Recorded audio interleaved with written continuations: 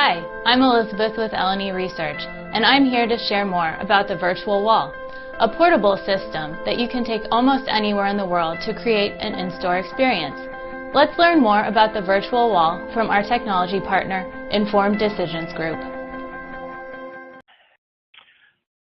All right, welcome. My name is Colin Baldessari. I'm from Informed Decisions Group, and I'm one of the co-founders of Informed Decisions Group. And we're going to go over some technology capabilities today that we're a partnership with L&E Research, and they're going to focus on shopper insights. We're going to cover a few different capabilities here today, and they're all going to focus around the use of what we call our virtual aisle, which L&E now offers in all of their facilities. The virtual aisle is something that can be used for a number of different research objectives, and there's also some other technologies and examples we're going to talk about in this presentation that we can leverage with the virtual aisle. First, we're going to show some examples and talk about how it's used for shelf testing, package testing, planograms, and then get into how we can use eye tracking with it, as well as complementing it with stationary eye tracking. Following that, we're going to get into some examples of something called path and trip mission mapping, which utilizes eye tracking as well and can also be done with the virtual aisle.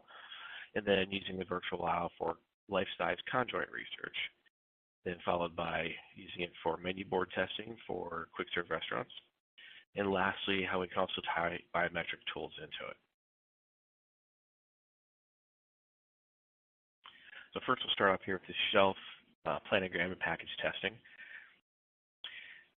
And this is something that's done in store virtually, as well as with mobile and stationary eye tracking.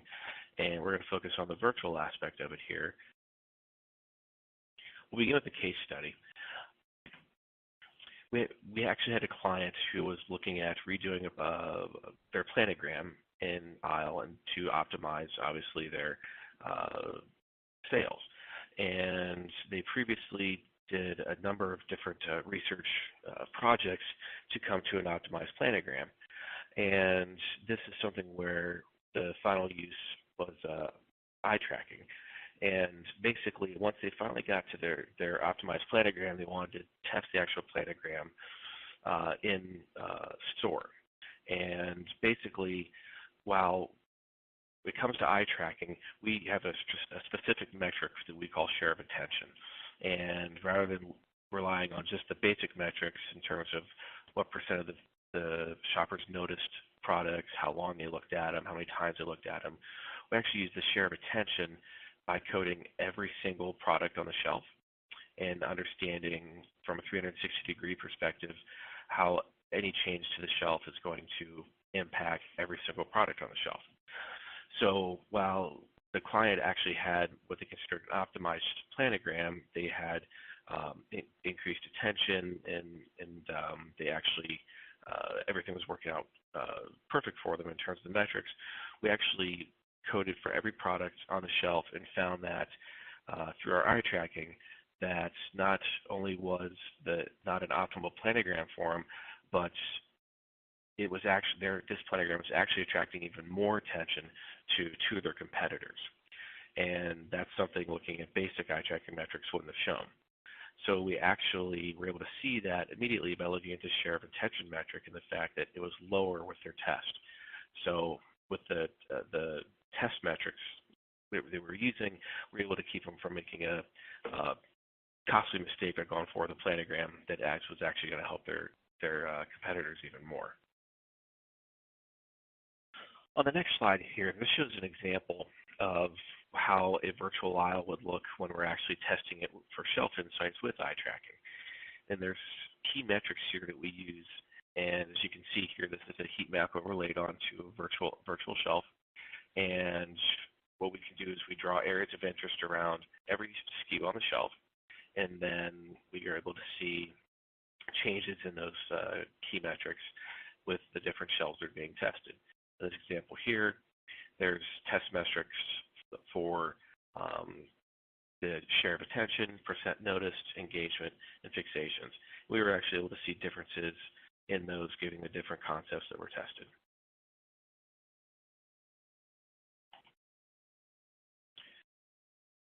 Using mobile eye tracking, it really allows a lot of different types of tests to be done, from planogram optimization, testing signage and displays, packaging, even looking at larger areas of the store, such as the entire perimeter or the center store, or even measuring from what we call curb through exit, when someone's walking into the store all the way through the exit of the store. And this is something that can be done in store as well as recreated with the virtual aisle as well. There's a video here to the right, and this actually is going to show a live feed in terms of looking at someone's gaze while they're actually shopping in the frozen aisle.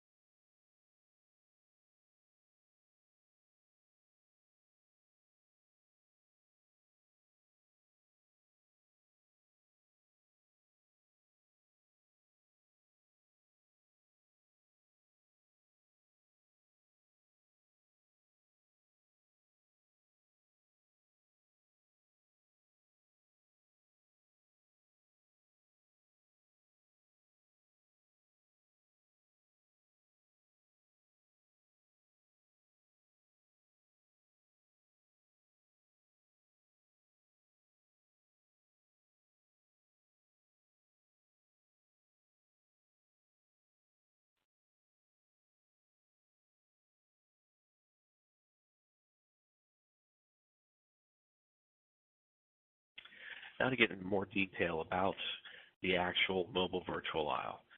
The mobile virtual aisle is something that is rather unique when it comes to generating shopping insights. Basically, this is a 10-foot wide, 6-foot tall screen, and it's rear projection. So participants can actually walk up to it just like they were in the grocery store and shop the shelf. It's a 4K plus resolution, so it's extremely high resolution. The products look very, very detailed and realistic. And there's actually 3 virtual aisles. So we can actually build them up to be 30 feet wide if need be. They're portable to anywhere in the world, so we can actually test in multiple markets. We're not limited to one central location. And setup time is actually rather short, usually less than an hour, so we don't need to waste a lot of time in terms of setting up and tearing down the technology.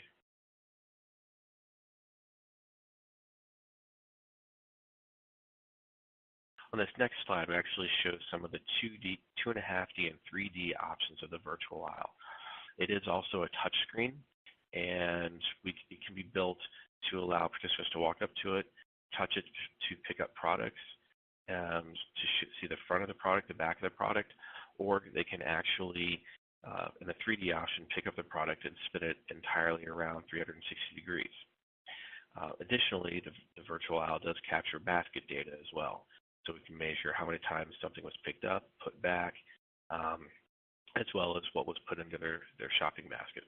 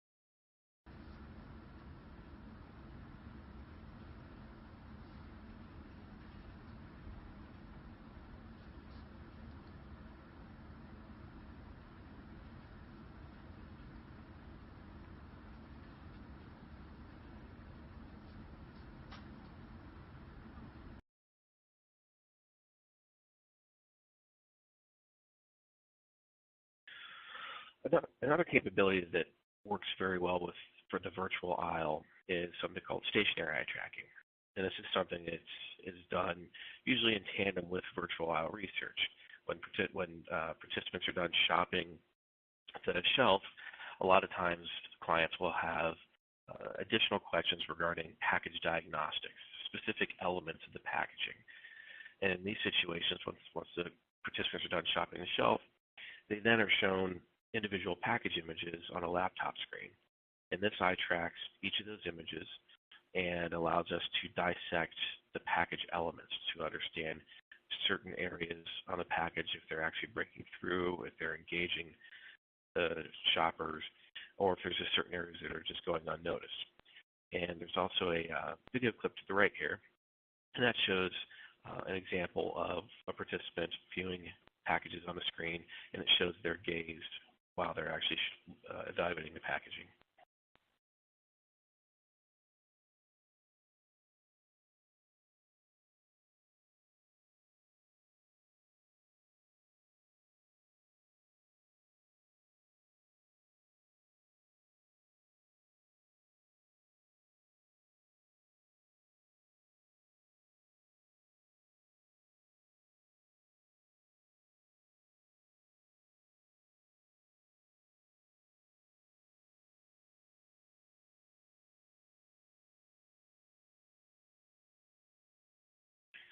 With package diagnostics, the metrics are very similar to the shelf diagnostics. Basically, as you can see here with examples, you can produce heat maps for the packages to see what elements the packages are breaking through, as well as looking at differences in terms of the percent that noticed each of the elements, how long participants looked at each of the elements, which shows the ability to retain attention, and as well as the number of fixations, the ability to get a second look from participants while they're shopping. Additionally, we can also look at what's fixation order or viewing sequence to understand how the participants are actually scanning the different elements of the packaging, so we can understand what's first attracting their attention, second, third, and so on.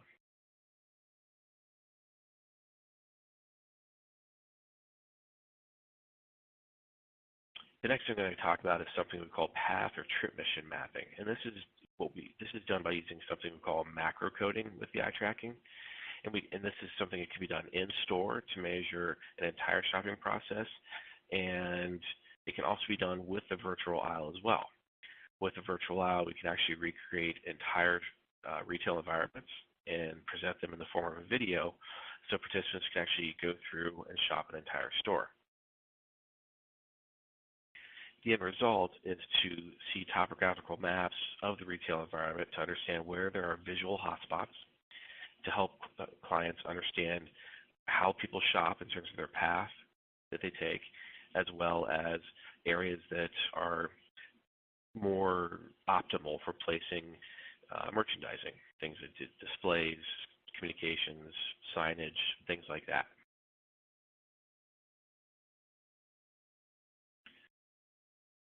One of the other options with the virtual aisle is doing what we call a life-size virtual conjoint. What's great about this is we don't have to rely on a traditional conjoint that's done online nor traditional conjoint screens.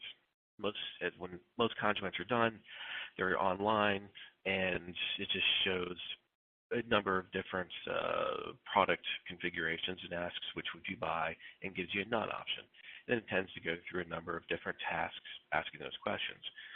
We actually have the ability to create a custom conjoint in the background of the virtual aisle using real life-size stimuli, using actual planograms, and we can have participants walk up to the aisles and select what they're going to buy and how many of the products they're going to buy.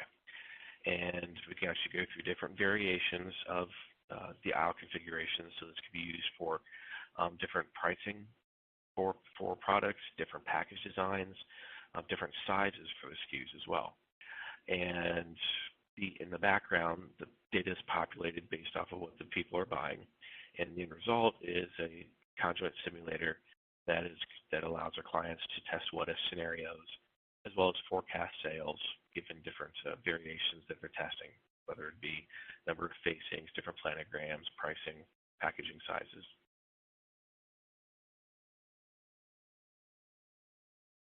Another use for the virtual aisle is testing menu boards for quick-serve restaurants. Typically in the past, menu board research is done in a more traditional focus group setting, showing images or cardboard cutouts of menu boards to participants and getting the reaction that way. With the virtual aisle, we can actually use life-size virtual menu boards, and participants can actually view multiple menu boards, and this can be used in situations where qualitative interviews are being used to get feedback on the board and help optimize different areas of the boards. And we can also use eye tracking with this as well.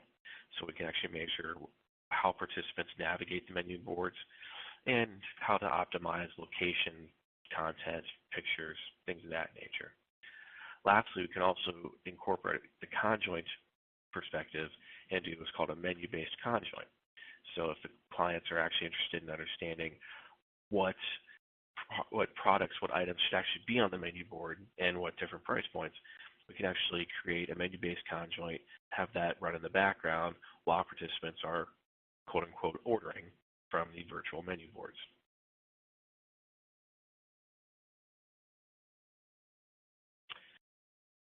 Lastly, here we're going to talk about how we can tie in some biometric tools to the virtual aisle research.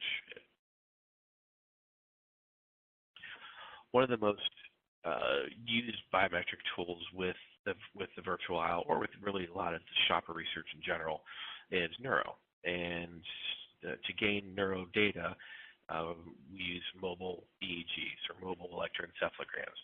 And there's a number of different mobile EEGs out there, and depending on the goals of the study, that really decides which types of EEG we use. One of the best applications is to combine the EEG with the eye tracking when using the virtual environment. So we can actually look at qualitative insights as well as quantitative insights. Qualitatively, we can have participants shop virtual aisles, shop entire stores, entire retailers virtually, all within the focus group facility, and we can eye track them to understand what they're looking at and measure different emotions that are produced from the EEGs. So from a qualitative perspective, the moderator can actually go back through a video with each participant and see when there are spikes or dips in emotions such as excitement and frustration or anger or contentment, and actually see what they were doing, what they were looking at, and makes it more efficient to probe based on those spikes and dips in emotions. Quantitatively, we can actually add markers into the eye tracking and EEG data based off of different experiences or what the participants were looking at. So if, for instance, if the client has an interest in terms of understanding quantitative emotional output for when a participant is shopping certain concept packages, or when they're looking at new signage within the aisle, we can actually add markers into the data and then pull out the EEG data based off those markers and get quantitative neuro data from shopping into the virtual aisle.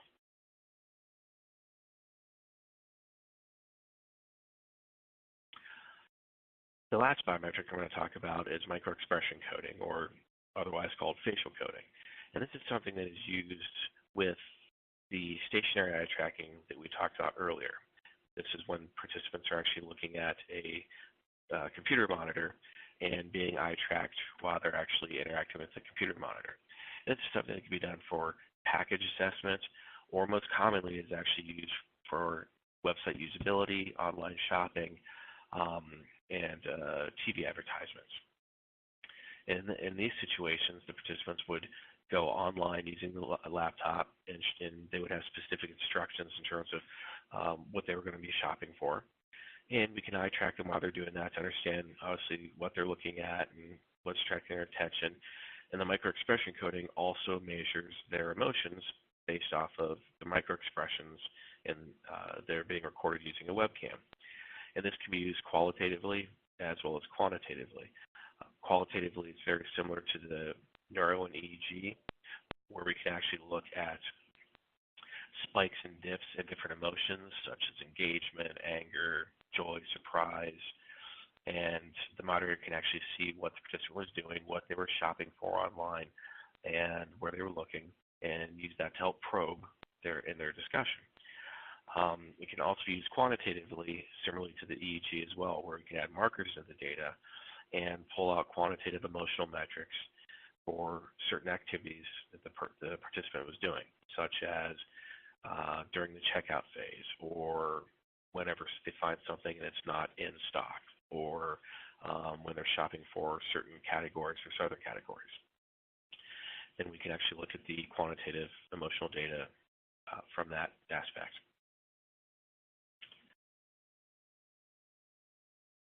And that actually concludes the different types of technologies and uses for them that we can tie into the virtual aisle at any L&E facility. Thank you, Colin, for that great presentation on the virtual wall. We've actually received a few questions during this presentation, so I'm going to go ahead and read a few of those out loud, and Colin will be answering them. So the first question we received, who is responsible for creating the virtual aisle content? Oh, good question. Actually, the virtual aisle content can be created. We can do that internally at Informed Decisions Group, or the clients can create that as well. Some clients already have a bank of virtual assets that they've already created for previous research, and we can use that. There's certain specifications the virtual assets have to meet in terms of pixel size and resolution, and we can email that to the client so they understand how big the virtual assets have to be, and then they can just send them to us, and we can put them together on the virtual shelf, or they can create the entire virtual shelf themselves if they have that capability that they're created internally, and we can just send them the specs for that. Or we can do it internally as well. And basically the way the process works is we will have the client send us their planogram or planograms that are going to be used. We go do a shopping trip, buy each of the SKUs in the planogram, go through a high-resolution photography session for each SKU, and then turn each SKU into a virtual asset, a virtual SKU, and then put them together onto the shelf. So it would work either way if the client doesn't have the ability to do it, or if they do already have the ability, we can use their assets as well. Great information to know. The next question we have is, as far as the biometric tools, can you please give me an example of how Neuro is used to generate insights? Sure. Actually, one of the things that comes to mind that was very, very unique with the Neuro is we were actually doing a study regarding paint, actually, and basically remodeling people's homes. People that were going through remodeling their home and selecting different colors and options and whatnot. And we were actually eye tracking them as well as using the EEGs. And we found that basically while people were shopping different options in terms of remodeling their homes, you saw basically an increase in frustration as they continued to shop and look at everything. And then they would stop and look at different brochures from the different manufacturers that showed basically kind of like inspiration, in terms of, examples of different types of remodels they could do. And when they actually stopped and looked at those brochures, all of a sudden frustration went down and excitement went up. So that was something that we really weren't expecting, something the client didn't realize. And basically we found that, the literature, the material, brochure materials in the remodel areas of the home improvement stores were actually very important. They were actually used as kind of like taking a breath while people were shopping and selecting the different colors and whatnot. So that's something we really couldn't have identified from just eye tracking or from qualitative interviews. It was really the Neuro alone that pulled that out. So essentially you have several really great tools working together, giving you just fantastic insights that you might not ever receive if you only used one of those tools independently. Yes, exactly. Great. And then we also have another question about the virtual aisle. What is the advantage of using that over the mock shelf? Sure. Well, obviously, in terms of, actually, I'll expand on that even a little more, but the advantage of using it over in-store research, actually, obviously, you don't have to worry about getting the permissions from the retailers to go in store, which can take some time. And obviously, there's a lot involved in terms of creating, resetting the aisles or putting, different signage in the stores. That process alone can be a pain. Especially if you have a lot of different concepts you're testing in terms of different planograms or signage or displays. So using the virtual aisle in the facility allows you to test so many things, so many different options in a much more efficient and timely manner. And first, the actual mock aisle. So if we're going to be in a facility and have L&E set up as virtual aisle or the mock aisle, there's really advantages to both. If you're just testing a small number of changes, so for instance, if you have a controlled shelf and then all you're going to do is change out one product line with the concept package, then it's probably actually easier to just use a mock shelf. But if you have multiple scenarios, multiple planograms, multiple different packaging and changes that are going to happen to the shelf that you want to test, the virtual aisle is much better for that because you don't have to worry about setting up multiple mock shelves or taking the time to reset mock shelves. The virtual aisle just lets you click from one shelf to another shelf to another shelf. And I mean, there's been scenarios where we've tested as few as 3 or 4 shelves, all the way up to 25 different shelves. And obviously, setting up 25 different mock shelves and making the changes would be a pain. So for using the virtual aisle makes it much easier, quicker, fewer days in the facility, and less time involved and saves money. Great. Well, that's actually all the time that we have to mention previously. If you have any further questions, feel free to contact L&E Research at marketing@leresearch.com. Thank you.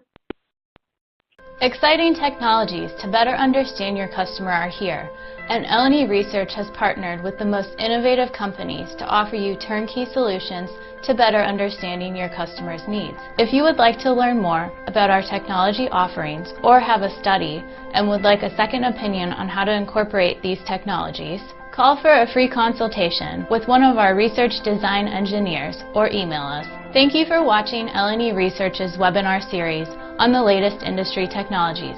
Have a great day.